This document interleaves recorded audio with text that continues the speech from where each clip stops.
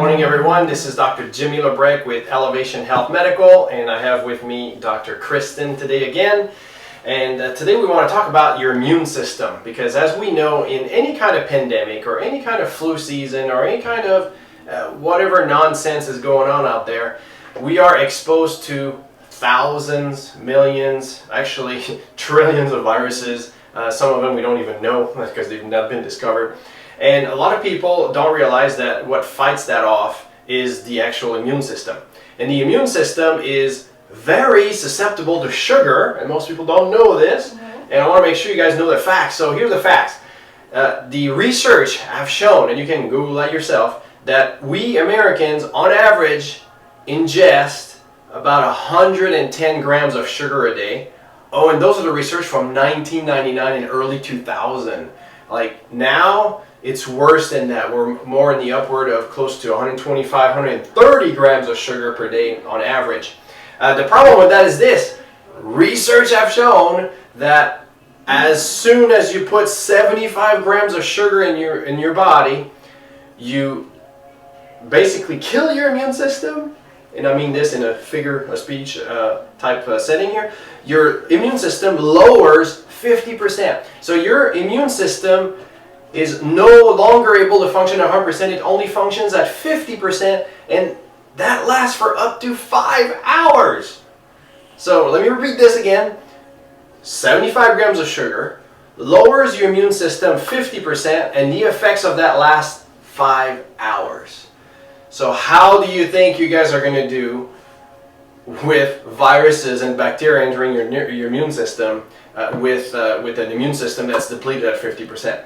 And gosh, the American average of intake sugar is 110, which is not double, but it's a whole lot more than that. So we're having some major problem with the immune system being not very strong. It's literally killing us. And Dr. Kristen, I want to find out from you today, what else have you dug in the research world as far as the immune system goes and so on and so forth? So let's look at sugar first, and where does it come from? So there are common sources of sugar, and that's what you would normally think of. So candy, cakes, sugary drinks, that kind of thing. But there are also hidden sugars that we don't know about. Well, not everyone, but a lot of people don't know about. So those things include ketchup, soups, breads, things. Oh, so you mean like the stuff that kids love to eat and things like that? Like mac and cheese. Mac and cheese, yeah, so lots of sugar hidden in there, right? Yes. So you're actually saying that the labels on those products are true and they tell us how much sugar there is in there? Yes. Oh, what a concept, right guys? So you read the labels to find out how much sugar. Do you have any examples of how much sugar there is in stuff? I'm going to start with something that people think is healthy, and that's an 8-ounce serving of apple juice.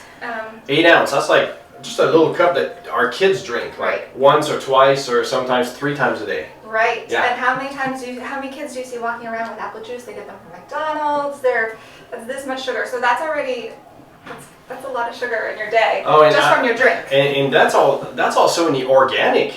There's no difference between organic sugar and processed sugar. Sugar is sugar.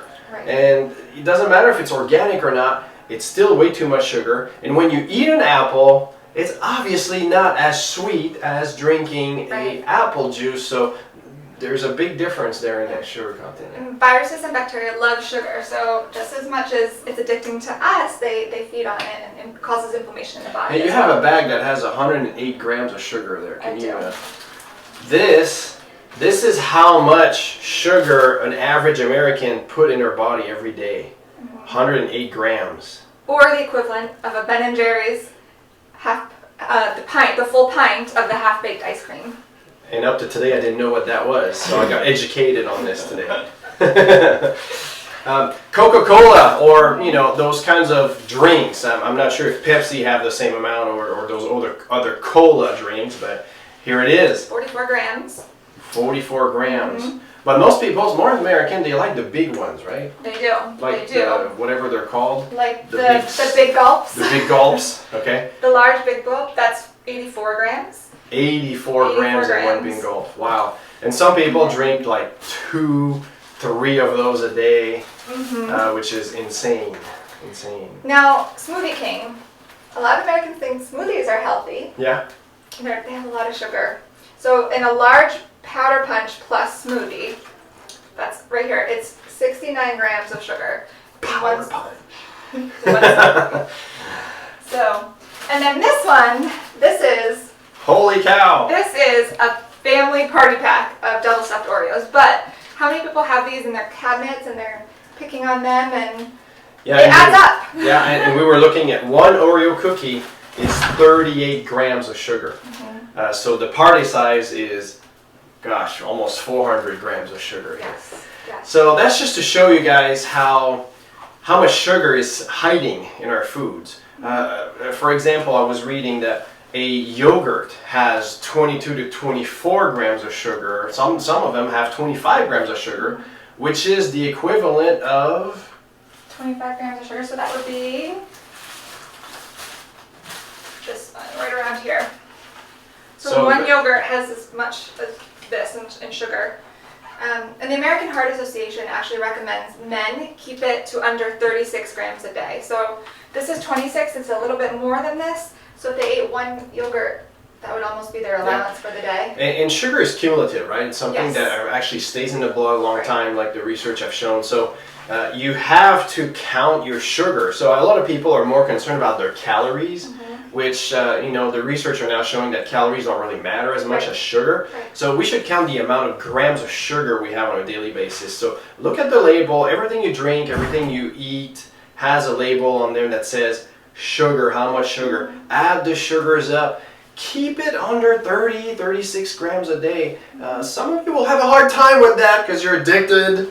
But the bottom line is you've got to do this to keep your immune system strong and avoid all the diseases process that comes with that. And didn't you say something about the American Heart Association was linking sugar with problems? So it's been linked to inflammation in the body, which can lead to heart disease, stroke.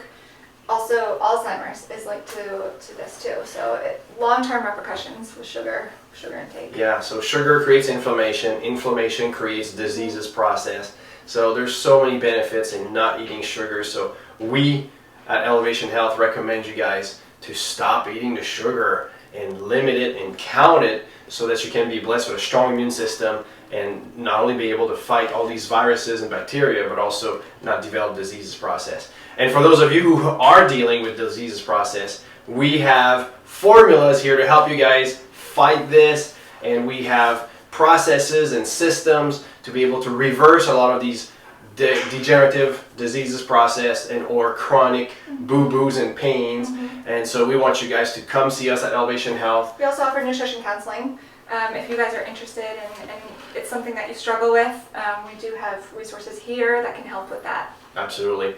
So 817-577-6061, or you can go to our website, ehmedical.health.